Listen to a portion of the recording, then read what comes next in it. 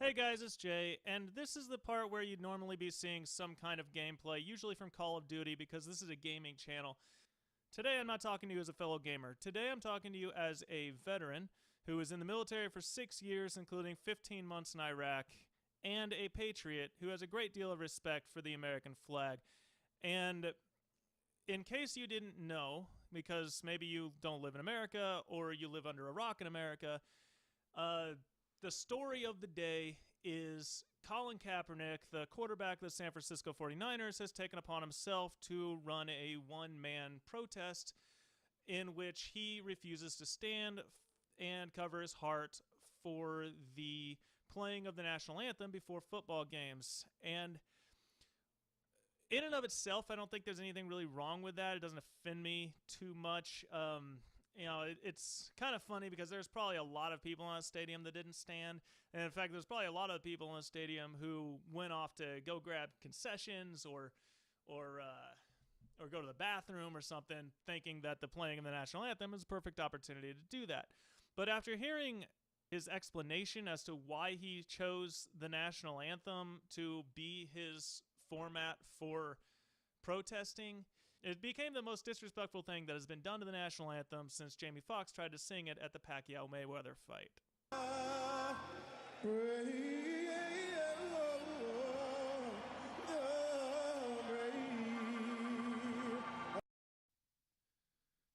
Okay, so getting back to Kaepernick, I have several points I want to make, and I want to get through them as quickly as possible so the video is not a half hour long.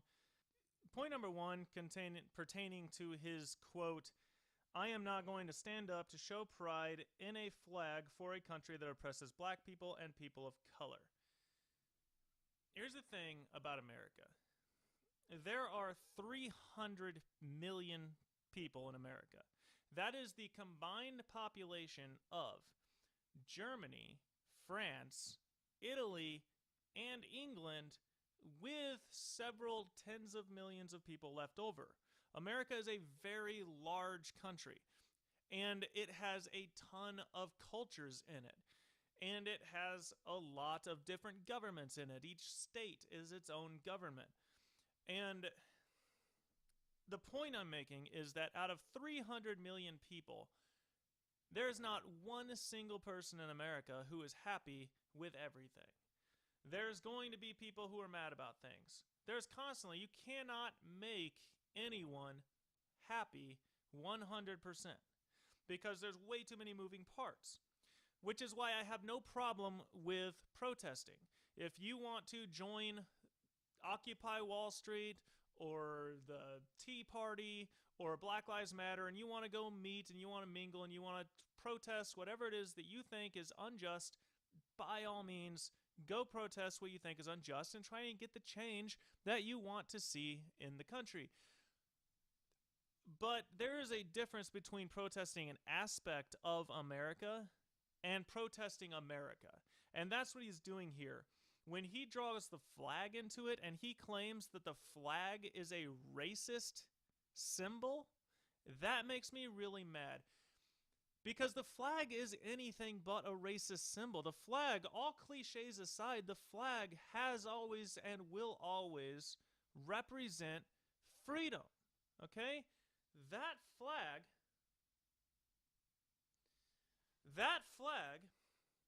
represents freedom. And when you criticize that flag, you criticize everything that it represents. You criticize the men who literally signed their own execution order when they put their John Hancock on a highly treasonous document called the Declaration of Independence. You disrespect all of the farmers and settlers who grabbed anything that looked like a weapon, be it a pitchfork, a machete, or a musket, and they rushed to the front lines to fight back a more powerful, more well-manned, and more organized military force during the Revolutionary War. That flag represents the freedom of the United States of America from British rule. But even after that, that flag is the Union flag. It is the beacon of anti-racism. It is the beacon of the end of slavery. During the Civil War, the men who marched behind that flag literally fought to abolish slavery. They died for the black people in America. They fought for the black people in America. That flag is the exact opposite of a racist symbol. This flag is a racist symbol. This flag fought against that flag. How is it racist?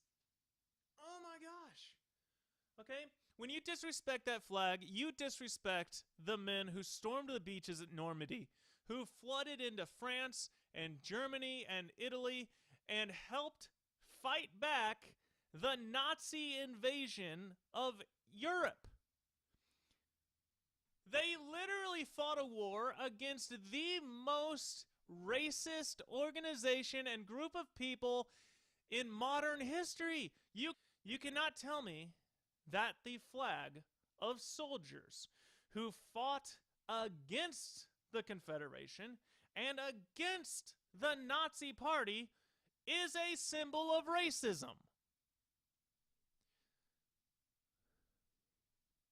Protest all you want. It's your right. But you leave the flag out of it. Okay, the next quote isn't quite as offensive, but it just kind of shows how ridiculous this whole thing is. When Kaepernick talking about when he will again stand for the national anthem and show respect to the flag, he says, "To me, this is something that has to change, and when there's significant change and I feel that that flag represents what it's supposed to represent, and this country is representing people in the way that it's supposed to, I'll stand."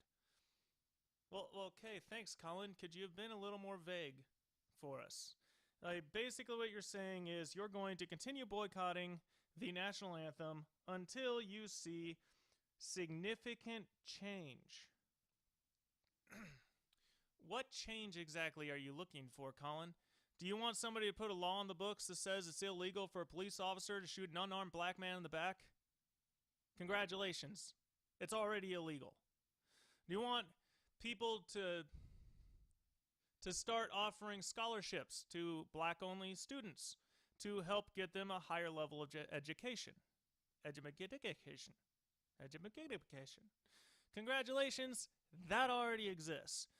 Do you want there to be some form of affirmative action that requires employers to not use a person's race as a negative when trying to decide whether or not to hire them? Well, congratulations, man, that exists. What are you looking for? What is this protest about? Things need to change. How exactly? What needs to change? What? Because I got news for you. You cannot change the individual feelings of a human being. There's no way to make it illegal not to like black people. So if there's a handful of police officers out there who don't like black people, that sucks. And it's an abomination. But what is the establishment supposed to do? What is the government supposed to do? Who is going to step in and dictate personal feelings? Again, we have 300 million people in the country. Some of them are going to be racist assholes. They will. And there's no amount of significant change that's going to make that different. So, again, dude, could you have been more vague about what... Basically what you're saying is, I'm just not going to stand and show respect to the flag because not even I know what it will take for me to start doing that again. And finally, I want to talk about how exactly Colin Kaepernick is going about making that significant change that he wants so bad. Okay? Dude, you have more resources than just about anybody, and what you're doing is just about as cowardly as it gets. Okay? Why don't you take a page from Cam Newton's playbook and put your money where your mouth is? Here's a little excerpt from Cam Newton's foundation webpage. Cam not only leaves his mark on the game, but also in the communities where he lives and works.